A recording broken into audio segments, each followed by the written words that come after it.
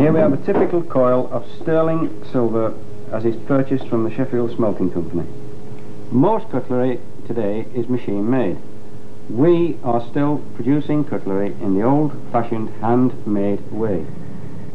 The coil itself is cut up into pieces which will then produce dessert spoons.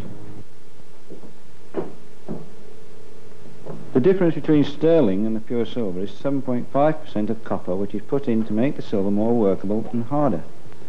Fine silver is too soft. It's a very, very soft material.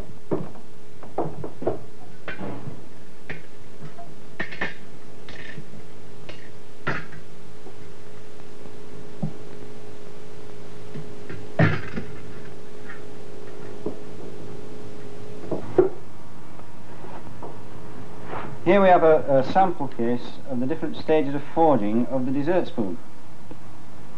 Here we see the first stage, which is the piece of bar or slit, which is cut to size and weight to produce the article required, in this case a dessert spoon. The different stages, the first three after the bar, are the stages of the actual forging itself, which you have to have stages. The metal gets hard as it is beaten, therefore has to be annealed to carry on with the next stage. With it being a porous metal, the only way to soften it is to anneal it with a gas and air torch or whatever, which re-softens the metal. But as soon as you start to hammer it or stamp it or anything where you're actually beating the pores of the metal close together, it hardens it up. We centre off the piece of bar, and then there's just less than half of the bar will go into the bowl. Of course the remainder then goes into the handle.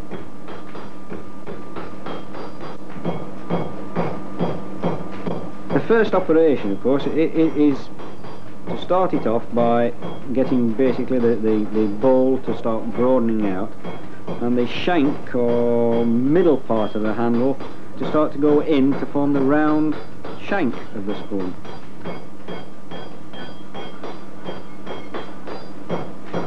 When you're starting off with just a bar of silver, I mean, you to a layman, you wouldn't know what you were going to make from it. But as soon as the forger starts to forge that piece, the longer he goes on forging, the more you're going to see whether it's going to, for instance, going to be a spoon or a fork. It's forcing the metal out from the middle, and in some cases lengthening it also, because the piece of silver he might start off with might only be 3.5 inches long. The finished item might be 6.5 inches long. If it's a spoon, as in this case, one end has got to widen out for the bowl, and the other end has got to narrow out for the shank, and then widen out for the finished pattern on the top. So he's roughly forging it out to the shape that is required for the finished article.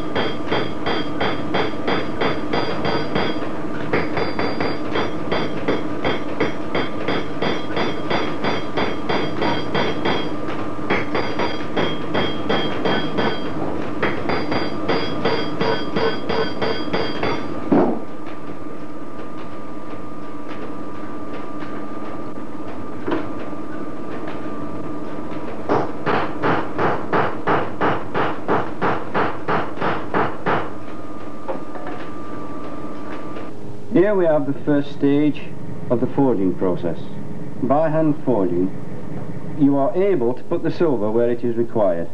On a spoon, namely at the point where most wear occurs, and on this particular spoon we are able to get the thickness down the centre of the bowl to produce the strengthening tail.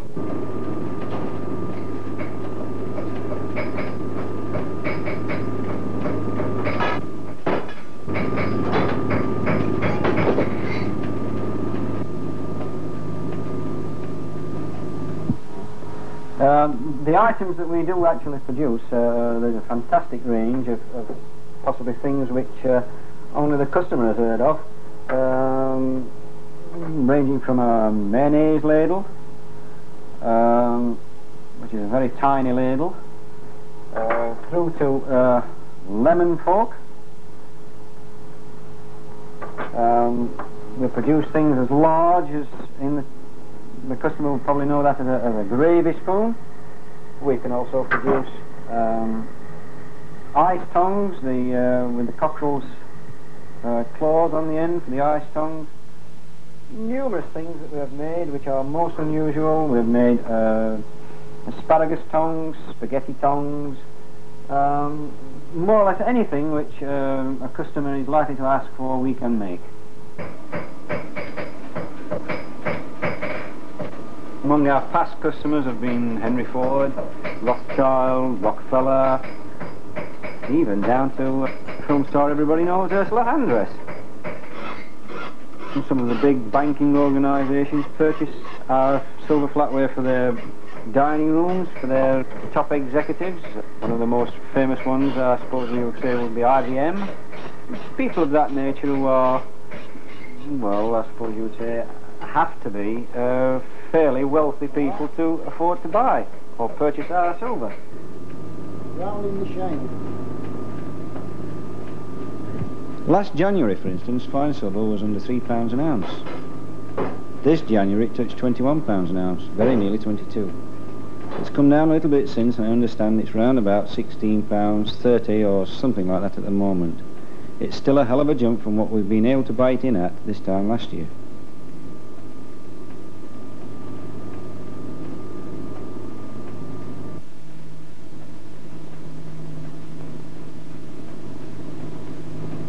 When the stamper is forming the bottom part of well, it's not a die as such, even though it serves the same purpose as a die. He will put the correct, well, usually a larger size punch in first into his top, well, die set I suppose you could call it. He will then drop it down so that the punch itself is just dipping in to the place where he pours his lead, so that he has got a ready-made indentation in the lead when the lead has set. He then starts to form that shape into the lead by letting the hammer come down and drop into the lead, which means then that he can take the bowl down. In this case we call it dishing, which is like you don't take it down all in one fell swoop. You could tend to damage the spoon, you could tend to crack it if it is hard or something like that.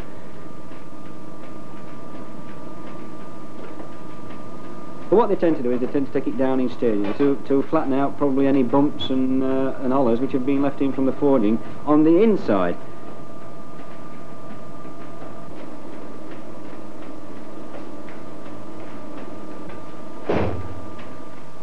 Finally, they will put not just lead on its own, but a lead and tin base.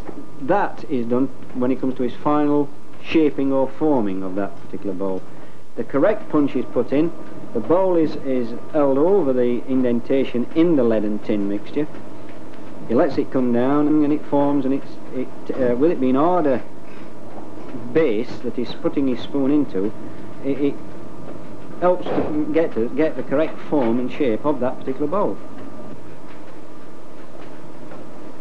The next operation is then basically to go back to the forge, where they are then hammered out to a set length which is usually just under the finished size.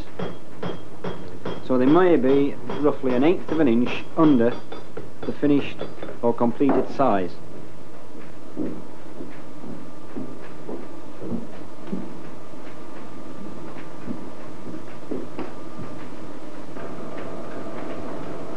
The stamper then gets the article back and puts whatever pattern is required on the top.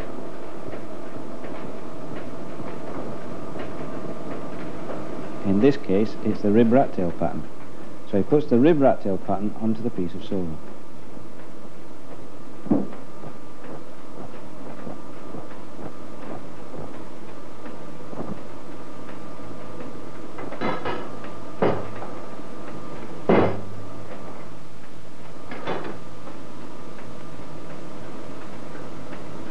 Here we have a cross section of the bowled up dessert spoon, showing the different thicknesses which are achieved by a hand forged spoon.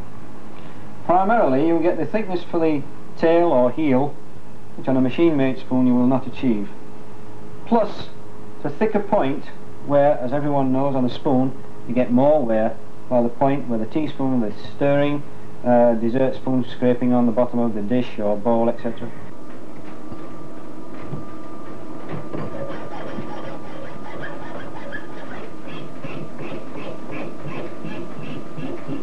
If somebody comes in and says, can you make us a spoon or fork? We can, on what we term a planer pattern, such as a rib rat tail, that sort of thing. You are not restricted, pure and simply because they are stamped in 3 different sections: bowl, shank, top end, polished, finished, or whatever you may like to call it, assayed. Now then, the fact with a handmade item, it is more or less stamped in 3 stages.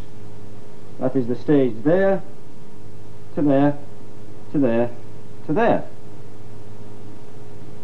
The fact that this is possible with a handmade item means that you can make any length, size, or more or less shape that a customer may require. This is bedding and setting. It's important that the all nestle in one another.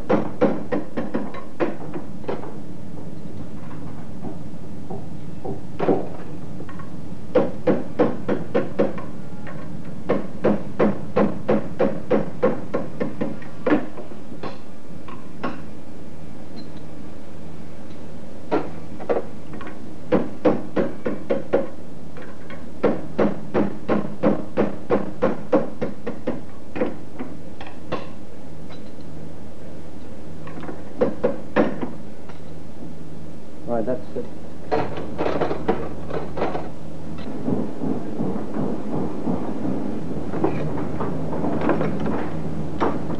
We're striking off now to make sure the bowls is level. All the excess metal is then filed away, what we call in the trade struck off. That means that they file across the top of the bowl to make sure that they're nice and flat.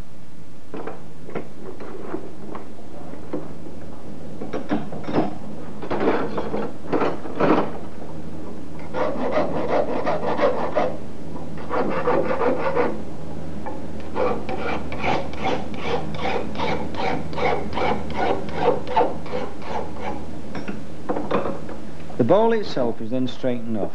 Looking across, holding it up and looking more or less across and down from the point towards the handle, you'll be able to see that across the bowl is reasonably flat, or should be.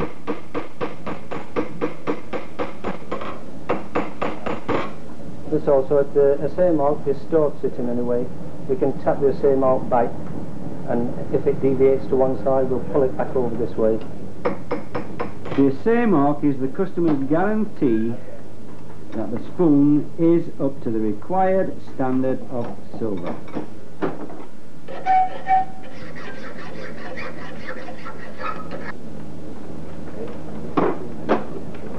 We now make the bevel more prominent, and at the same time taking the fire off. This is a skin that's formed on the top when it's been annealed in the forging shop. Well, that's oxidation. It is caused by the heat on the silver. When you get above a certain temperature, it will form a fine skin on the top of the silver, which in the trade is commonly known as fire.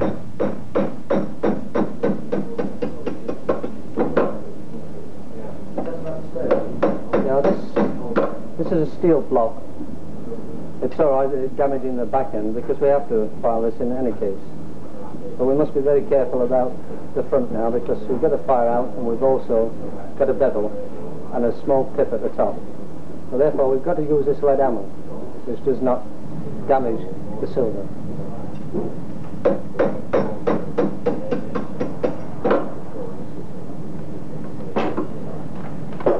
Process is done.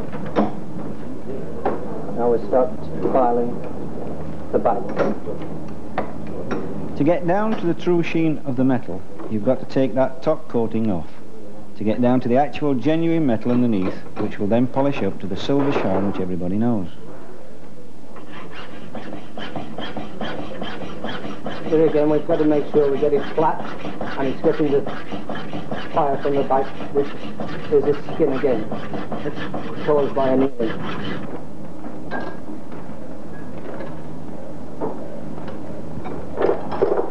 This is the straightening bar we use. All this work used to be done in London, till it was blitzed. Then all that left was the office. Marshall House, I think the address was.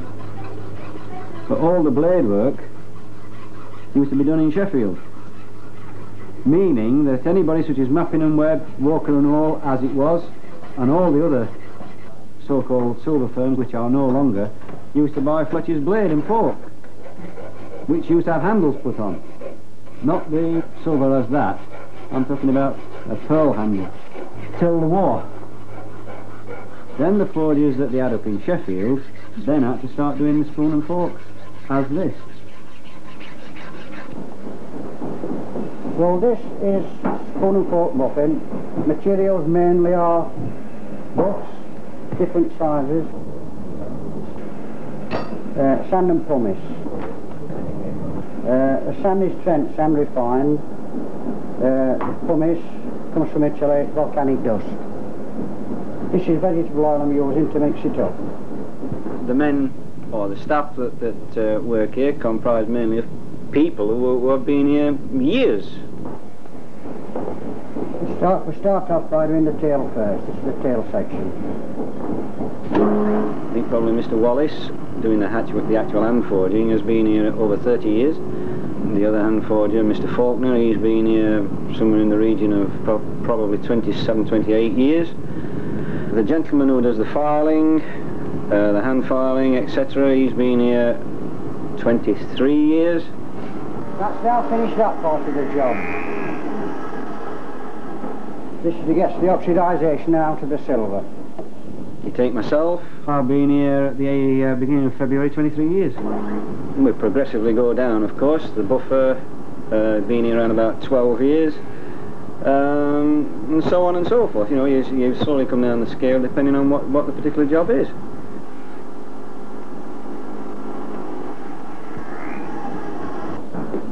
Now we have to do them inside the bowl. This entails using 3 buffs, one for the bottom, one for the tip, one for the centre.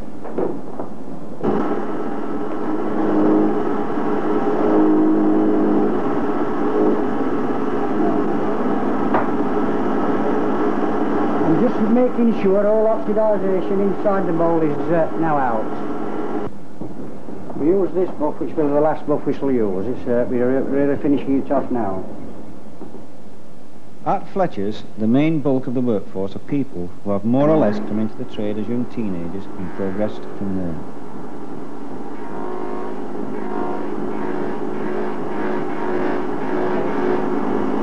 That's the finish of the buffing process. It's now ready for polishing as a finished article. Primarily because of the fluctuations in the trade at the present moment, with the silver being at the sort of price it is now, I understand that there's quite a few firms who are offloading the workforce, which means that skilled men such as fully skilled silversmiths, etc., all appertaining to the silversmithing trade are probably going out of the trade. And then of course they lose the confidence if the trade happens to pick up. They're just not interested in coming back into it once they've had the experience of being made redundant and on the dole and that sort of thing. Well, it kills the passion for the trade, shall we say.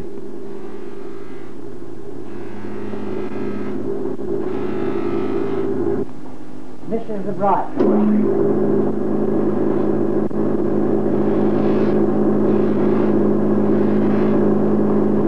We've just seen the bright finish, which is preferred by the majority, but in the United States especially, a more matte finish is required. This is how it's done.